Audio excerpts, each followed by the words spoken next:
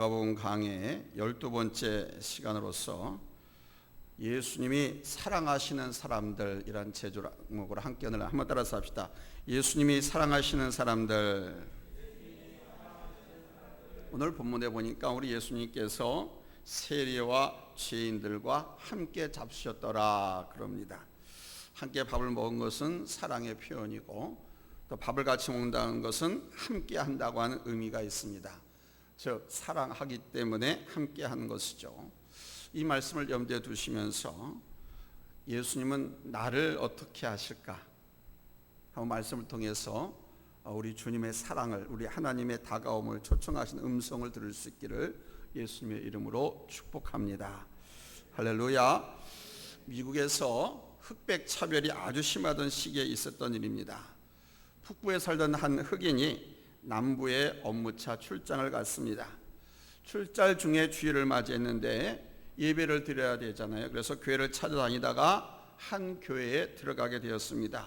그런데 그만 교회 입구에서 안내요인들에게 출입을 저지당했습니다. 알고 보니 그 교회는 백인 교회였습니다. 예배 시간도 지났고 또 다른 교회를 찾아서 헤맬 수가 없어서 그냥 그 현관 문 앞에 앉아서 예배를 드리고 있는데 정말 눈물이 나면서 마음이 미어졌습니다. 아무리 사회가 이렇다고 해도 교회까지 이렇게 차별하는가, 이럴 수가 있는가, 그런 생각에 눈물이 핑 돌고 마음이 미어졌습니다.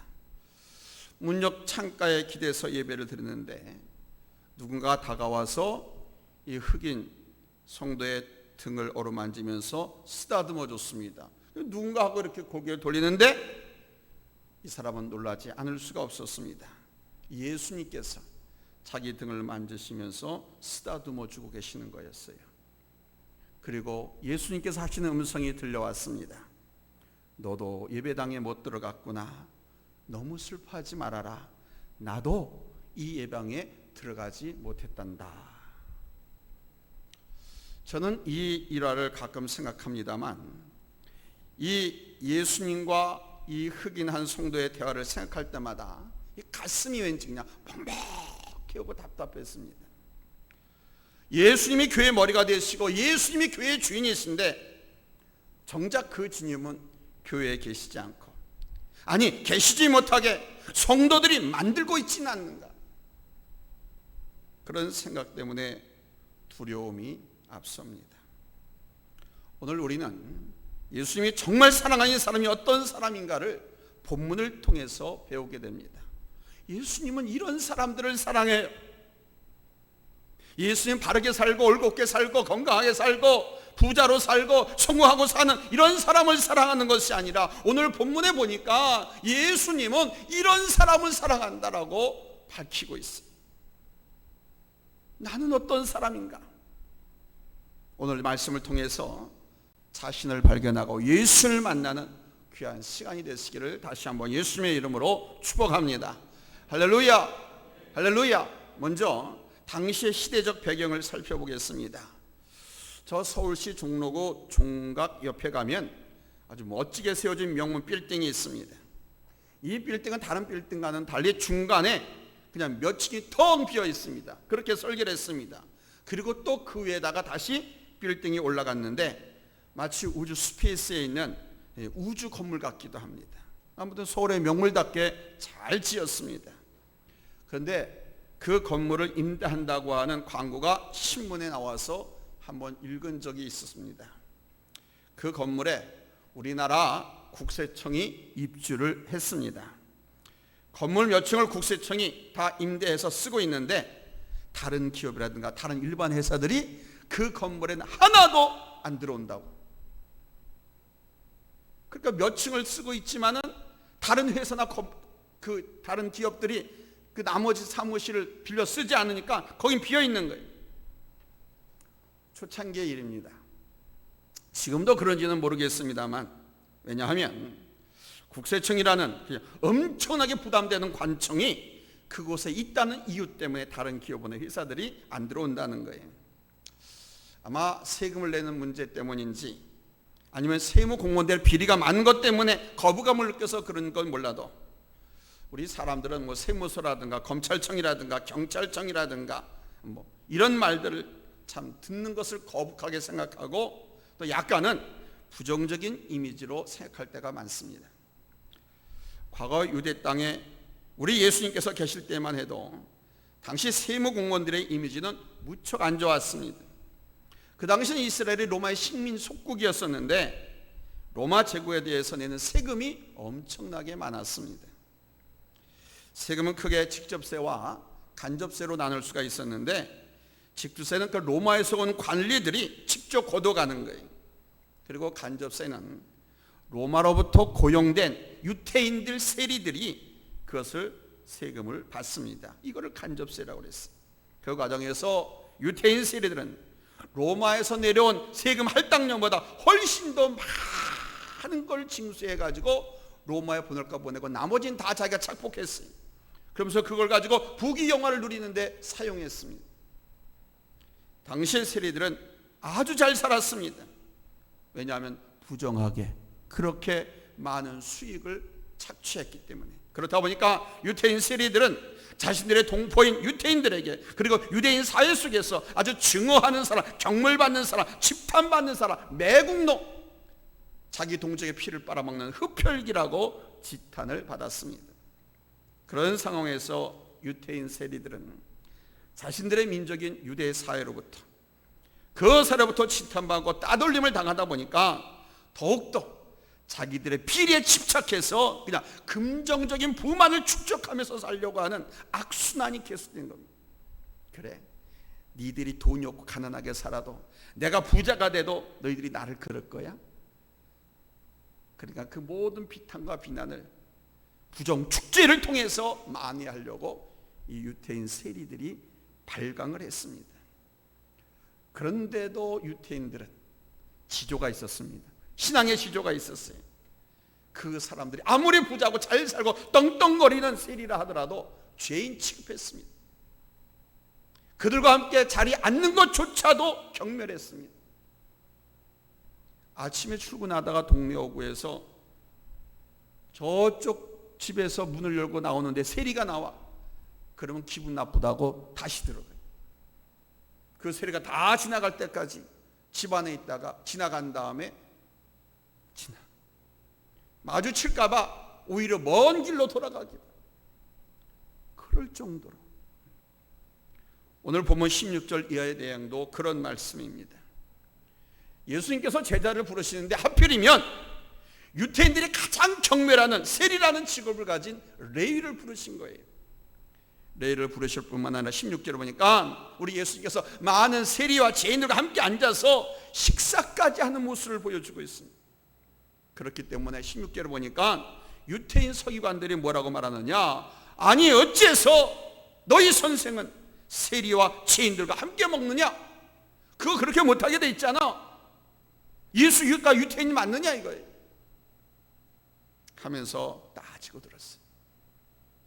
여러분, 오늘 이 부분을 한번 잘 생각해 보시기 바랍니다. 그리고 우리 자신을 돌아보면서 내 자신을 이 말씀의 현장 속으로 들여보내서 자기를 한번 냉철하게 점검해 볼 수 있기를 바랍니다. 두 번째로 예수님은 죄인 세리를 제자로 맞아주셨다는 사실입니다. 당시 세리는 죄인의 대명사였습니다. 세리하면 죄인, 죄인하면 누구? 애들이 세리요! 이렇게 말할 정도로. 그래서 세리하면 저놈은 죄인, 저놈은 나쁜 놈, 악질, 저런 놈, 쳐 죽일 놈, 매국놈, 이렇게 인식되어 버린 사회가 당시 유대 사회였습니다. 그런데 우리 예수님은 세리라는 직업 때문에 편견을 갖지 않으셨습니다. 그의 마음속에 하나님을 얼마나 사랑하고 있는가 이거를 보셨습니다. 그가 주님을 얼마나 따를 수 있는가 이것만 보셨습니다. 즉 그의 중심을 보셨습니다. 그렇기 때문에 다른 사람들 모두가 세리를 향해서 손가락질하고 상종 못할 죄인이라고 욕했을지라도 우리 예수님은 그를 부르시고 제자로 삼으시고 그에게 아낌없는 사랑을 베풀어 주셨습니다. 그러나 유태인, 바리새인, 서기관들은 말을 합니다. 뭐라고 말하느냐? 어째서 예수가 저런 죄인들과 세리 같은 것들하고 같이 계실 수 있단 말이냐? 혹시 우리도 이런 시각에 사로잡혀 사는 사람들은 아닌지 모르겠습니다. 아니라고 하면, 그러나 결정적인 순간에는 바로 그런 모습들을 드러내고 있는 현대 성도들은 아닌지 모르겠어요. 저 서울시 성동구 왕십리에 가면 교회는 밝히지 않겠습니다. 어려서 일찍 부모가 교통사고로 두 분 다 돌아가셨어요. 그래서 남매만 살아남아가지고 어렵게 힘들게 사는 아주 착한 남매가 있었습니다. 중고등학교까지는 그럭저럭 도움을 받아서 살았는데 둘 다 대학을 갈 수 있는 형편은 되지 못했습니다. 그래서 누나가 동생을 위해서 희생하기로 했습니다. 자신은 대학을 안 가지만 동생은 공부시켜야 되겠다. 신분과 지위나 생활 형편을 바꿀 수 있는 방법은 대한민국이라고 나라에서는, 아니 대한민국뿐만 아니라 어느 나라든 마찬가지입니다. 가장 쉽게 바꿀 수 있는 방법은 공부 잘하는 겁니다. 그래서 동생만큼은 공부시켜야 되겠다 이렇게 결심하고 자기는 그냥 직업전선으로 뛰어들었습니다. 근데 이 누나가 버는 벌이는 여성이 버는 거니까 얼마나 되겠습니까? 생활하기도 빠듯했습니다. 동생 대학 등록금을 마련해야 되는데 그 돈이 모아지질 않는 거예요. 그래서 그 돈 때문에 고민하고 일할 직장을 막 찾다가 돈을 많이 벌 수 있다는 유혹에 넘어가서 술집 접대부로 나가게 되었습니다. 결국 그 생활이 그렇듯이 그 누이는 몸도 마음도 완전히 만신창이가 되었습니다. 그래도 동생에게만은 자기가 무슨 일을 하고 있는지를 말하지 않고 술을 많이 먹은 날은 회사의 회식 때문에 그렇다고 그러고 또 외박한 날은 회사 일 때문이라고 동생에게 변명을 하면서 넘어가곤 했습니다. 그러면서도 그녀의 마음속에는 신앙이 자리 잡고 있어가지고 얼마나 괴롭고 힘들었는지 모릅니다. 괴롭고 힘들고 어려우면 어려울수록 그 누이는 남모르게 눈물을 흘리면서 주님을 찾았습니다. 교회도 할 수 있는 한 열심히 나갔습니다. 그녀가 험난 세상을 살면서 그래도 의지할 분은 예수님밖에 없었기 때문이죠. 그런데 비밀은 오래가지 않았습니다. 누가 보았는지 아니면 어찌 됐는지 교회 안에 소문이 나기 시작했습니다. 사람들의 입에서 입으로 소문을 내더니 그만 교회 안에 다 퍼져버렸고 결국은 그토록 비밀스럽게 해왔던 동생의 귀에까지 그게 들어가 버리고 말았습니다. 어느 날 교회를 갔는데 아무도 그녀를 상대해 주지 않았습니다. 아마 더러운 창녀증으로 생각했나 보지요. 같이 의자에 앉아서 예배 드리려고 하는데 그녀가 앉으니까 다 딴 데로 가버렸습니다. 같이 예배 드리는 것조차 거부하는 그런 분위기였습니다.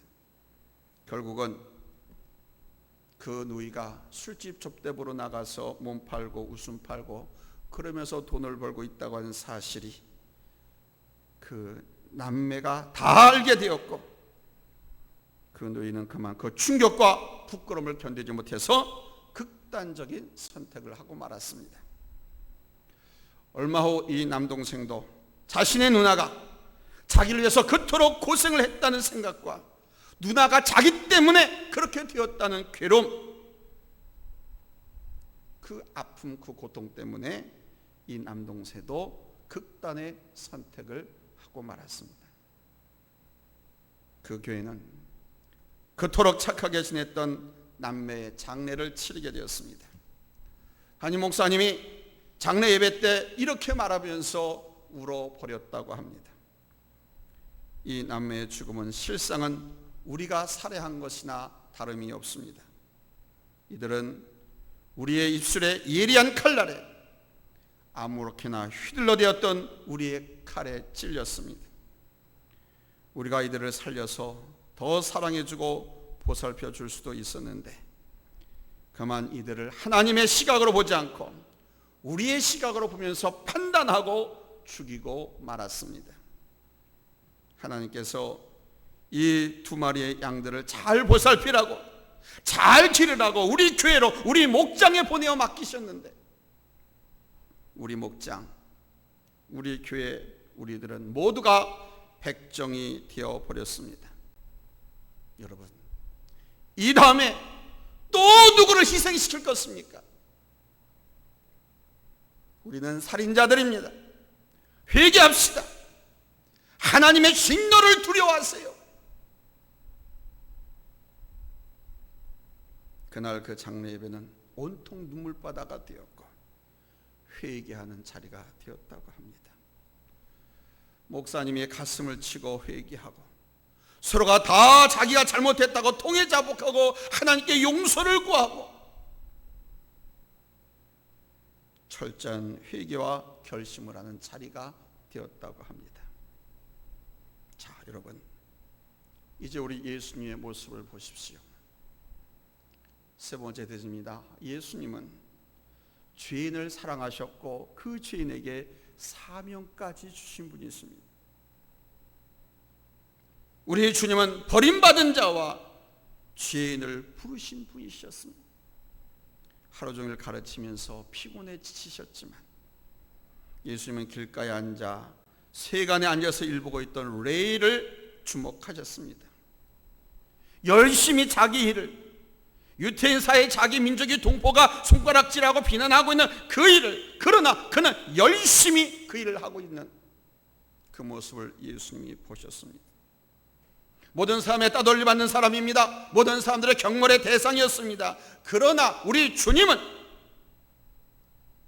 그도 예수님의 보살핌을 받고 예수님의 관심을 받아야 할 영혼이었기 때문에 예수님은 그를 눈여겨보시고 그를 부르셨습니다. 성경을 한번 다 같이 찾아보겠습니다. 마태복음 11장 28절에서 30절까지 말씀입니다. 마태복음 11장 28절에서 30절 찾았으면 아멘 합니다. 수고하고 무거운 짐진 자들아 다 내게로 오라. 내가 너희를 쉬게 하리라. 나는 마음이 온유하고 겸손하니 나의 멍에를 메고 내게 배우라. 그리하면 너희 마음이 쉼을 얻으리니 이는 내 멍에는 쉽고 내 짐은 가벼움이라 하시니라. 아멘. 여러분, 이 말씀이 우리 예수님의 심정이심을 믿으시기 바랍니다. 아멘. 두 번째로 우리 예수님은 불쌍한 영혼, 그 죄인도 크게 사용할 수 있다는 것을 가르쳐 주셨습니다. 여기서 말하는 레위는 신약의 첫 번째 복음서를 쓴 첫 번째 복음서가 뭡니까? 마태복음입니다. 그 마태와 동일 인물입니다. 마태라는 제자의 원래 이름이 레위였어요. 근데 예수님께서 그의 이름을 마태로 바꿔주신 것입니다. 그 마태라고 하는 이름의 뜻은 하나님의 선물, 여호와의 선물이란 뜻이에요.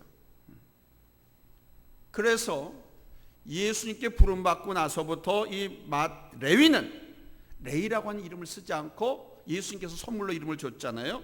그래서 계속 마태라고 하는 이름을 본격적으로 사용하게 됩니다. 자기가 무슨 말을 할 때나 예수님에 대해서 기록할 때 언제나 바로 우리 예수님의 큰 자비와 사랑에 대해서 말하기를 꺼리지 않습니다. 그러니까 예수님께서 자기 같은 흡혈귀, 매국노, 나쁜 놈, 악질, 저질, 더러운 놈, 그런데도 불구하고 자기를 불러주시고 사랑해 주시고 용서해 주시고 복음을 맡겼다. 예수 복음을 맡겼다. 복음을 맡겼다고 하는 그 자체가 엄청난 신뢰고 사랑. 이것을 알고 마태는 마태복음을 기록하면서 하나님의 은혜, 예수님의 그 은혜를 보답하는 차원에서 마태라고 계속해서 증가하고 있습니다. 왜? 누가 이름을 지어줬기 때문에? 예수님이. 우리는 신앙생활 하면서 나는 아무개 교회 장로입니다, 나는 권사입니다, 집사입니다, 나는 목사입니다 라고 하는 걸 숨기고 지내지는 않습니까? 나를 사랑하고 신뢰하고 충성되게 여기셔서 복받게 하시려고 내게 직분을 주셨는데 그걸 부끄럽게 여기고 숨기고 지냈지 않습니까?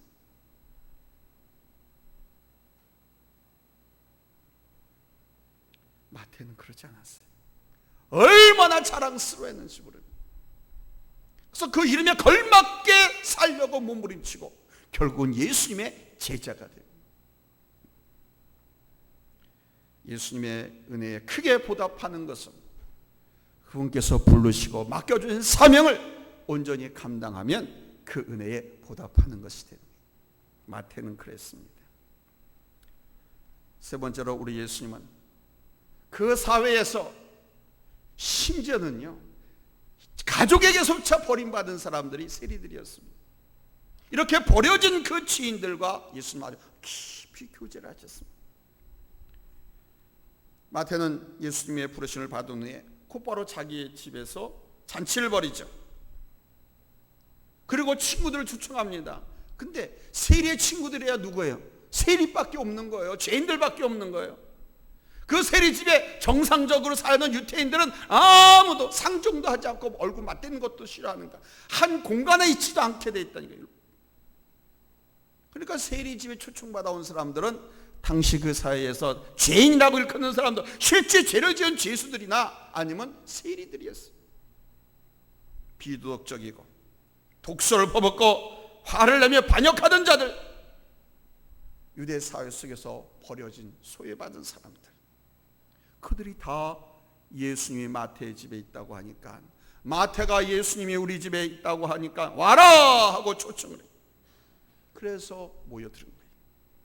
여러분, 우리 예수님은 어떤 사람이든지 간에, 어떤 심령이든지 간에, 어떤 모습으로 지금 살고 있든지 간에, 과거에 그가 무슨 일이라고 어떤 일을 했든지 간에 우리 예수님은 그를 구원하시고, 아멘, 그를 사랑하시고 마침내 그를 귀한 일꾼으로 들어 쓰시는 하나님이신 줄로 믿습니다.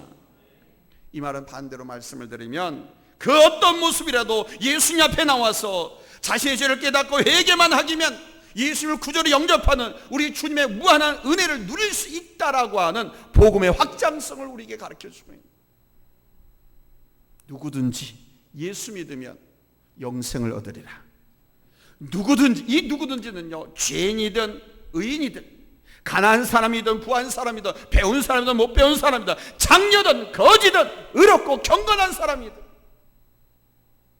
가릴 것 없이 자기의 죄를 깨닫고 주님을 영접하기만 하면, 여러분, 우리 하나님께서 무한한 은혜를 베풀어 주실 줄로 믿습니다. 아멘. 그러므로 사랑하는 성도 여러분, 예수님의 십자가 앞으로 나오십시오. 이렇게 그냥 건물의 교회 앞으로만 안가, 주 예수 그리스도가 지신 그 십자가 앞으로, 그리고 십자가에 달려 돌아가신 그 예수님을 내 구주로 모셔드리십시오. 그분이 내 안에 들어와서 나의 주인이 되셔가지고 그분이 나의 삶을, 나의 생각을, 나의 모든 인생을 컨트롤할 수 있도록 여러분 자신을 내어드리세요.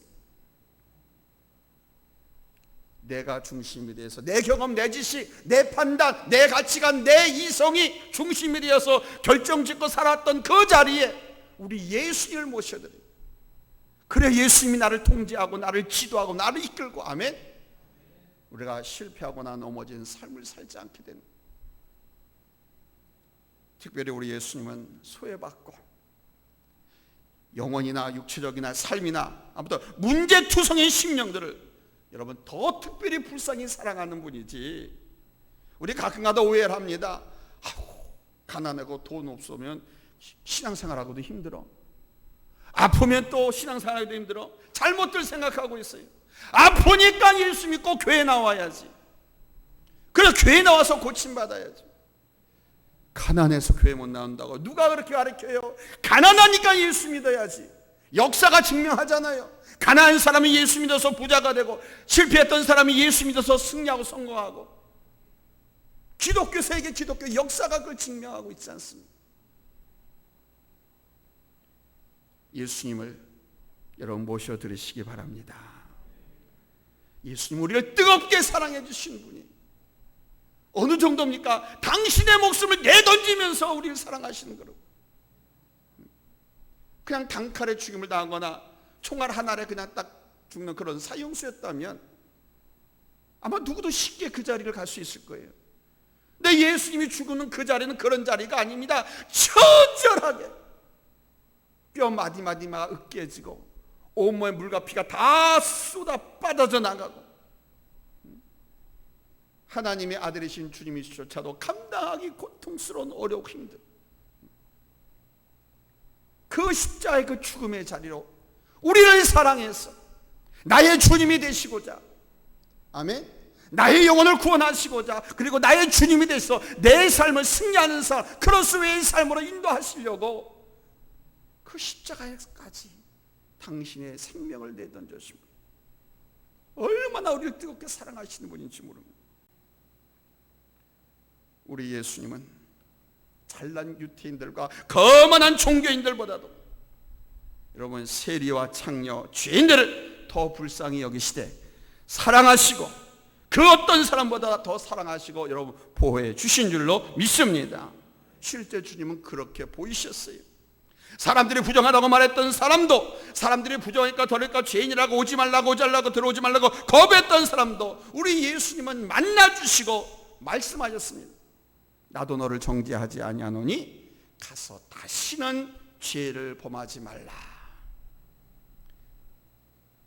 힘없고 약한 사람을 칼을 들이대어서 목숨을 빼앗고 재물을 빼앗은 강도를 향해서도 말씀했습니다. 내가 진실로 내게 이르노니 오늘 내가 나와 함께 낙원에 있으리라. 오늘 보면 17절에서도 예수님은 병든 자를 찾아오셨고 죄인들을 찾아오셨다라고 밝히고 있습니다. 사랑하는 여러분, 내가 주님을 찾아갈 자격이 없을까요? 우리는 많이 생각합니다. 너무 죄가 많아서 나중에 교회 갈게요, 나중에 예수 믿을게요. 50, 60이 다 되도록 교회 안 나가고 버티는 사람들이 하는 말이 나중에, 내가 지금 너무 죄가 많아서 나중에 갈게. 정말 내가 주님을 찾아올 면목이 없습니까? 자격이 안 됩니까? 아니에요. 오해하지 마세요. 자극하지 마세요. 많은 사람들이 그렇게 생각하고 또 교회가 그렇게 생각을 해가지고 그것이 옳은 것이냐 사람들을 정죄하고 비난하고 또 괴리하고 소외시키고 또 하나 되지 못하고 주님 앞에 또 나오지 못하고 있습니다. 여러분, 이거 잘못된 모습입니다. 우리 하나님, 우리 예수님은 잘못 알고 있는 겁니다. 잘못 알아도 보통 잘못 알고 있는 게 아니라 하늘과 땅 차이만큼 잘못 알고 있는 거예요. 우리 주님 앞에는 누구라도 찾아오고 우리 교회는 누구라도 와서 예수 믿으면 구원받고 누구라도 영생을 얻고, 할렐루야, 누구라도 하나님의 자녀가 되어서 하나님께 사랑받을 권리가 있는 줄로 믿습니다. 사람이 사람을 무시하고 구별하고 달리 생각할 자격이 없습니다. 누구도 그렇게 구별하고 차별할 수가 없어요. 예수님께서 그러지 않으셨거든요. 가늠하다 현재가 붙잡힌 여인, 사람들이 돌로 쳐 죽이려고 할 때 예수님은 너희 중에 죄 없는 자가 돌로 치라. 그런데 다들 죄 없는 놈이 어디 있어요? 그러니까 돌을 놓고 슬금슬금 다 도망갔죠. 혼자 남은 그 가늠하다 붙잡힌 여인에게 예수님께서 나도 너를 정죄하지 않다. 이제 가서 다시는 죄 짓지 말아라. 용서해 주시죠. 용서해야 할 성도, 용납하고 포용하고 이해하고 격려하고 위로하고 예수 복음 전해서 예수 주님으로 영접할 수 있도록 그를 주님께로 인도할 사명이 먼저 구원받은, 먼저 예수 믿은 우리들에게 있는 거예요. 바라기는 예수님이 사랑하시는 사람들을 정죄하는 죄를 범하지 않기를 바랍니다. 오늘 우리 예수님의 영원 사랑을 다시 한번 기억하고 나 같은 사람도 크게 사랑해 주신 분이심을 깨닫고 그 사랑을 우리도 한번 실천할 것을 다짐하는 이런 복된 시간이 되시기를 예수님의 이름으로 축복합니다. 할렐루야, 할렐루야. 이것이 사랑입니다. 이것이 기독교입니다. 이것이 교회입니다. 기독교의 최고의 핵심 키워드는 뭡니까? 사랑 아닙니까? 나를 사랑해 주는 사람을 사랑하고, 나에게 잘해 주는 사랑하고, 사랑할 만한 조건을 갖춘 사람의 사랑, 이건 사랑이 아닙니다. 죄인들을 사랑하고, 사회에서 소외받고 힘들고 정말 눈물 속에서 말 그대로 하늘이 알고 땅이 알아 내 마음은, 그러면서도 그 죄의 겨자를 벗어나지 못하고 하나님 앞에 나오지 못한 이웃들, 여러분 성도들이 얼마나 많이 있습니까? 그들을 정죄해서는 안 됩니다. 오히려 주님 사랑 아버지의 이 마음을 갖고, 주님께서 그들을 사랑하셨잖아요. 정죄하고 내치지 않았잖아요. 그 아버지의 마음을 알고 그들을 사랑하고 위해서 기도해주고 그에게 복음을 전해서 예수를 영접하게 만들고, 여러분 하나님 앞에서는 귀한 일꾼으로 세워나가는 저와 여러분이 되어야 할 줄로 믿습니다. 기도하겠습니다.